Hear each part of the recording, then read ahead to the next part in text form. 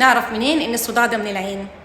صداع العين بيجي في العين نفسها او من الجنب او فوق الحواجب، بيزيد اكتر مع القراءه والنظر في شاشات الاجهزه، بيهدى لما نغمض العين ونريح، بيحصل في الغالب في اخر اليوم، خصوصا اليوم اللي فيه اجهاد للعين. صداع العين بيبقى متكرر، فما ينفعش طبعا ان احنا ناخد مسكنات طول الوقت، فمن الافضل ان احنا نفحص علشان نطمن. طيب ايه اهم اسبابه؟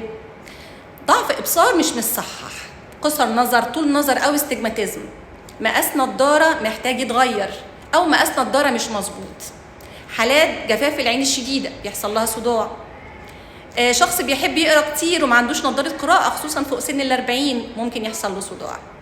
طيب لو فرضنا ان الصداع جه شديد ومعاه اعراض تانية زي مثلا الم شديد واحمرار شديد في العين، ميل للقيء او مشاكل في نص الوش، تنميل او خلافه، فمن الافضل ان احنا نطلع على دكتور العيون علشان يشخصنا ويدينا العلاج المناسب. وطبعا التشخيصات في الحاله دي كتير هنقولها بعد كده ان شاء الله في فيديو تاني، وربنا يعافي الجميع.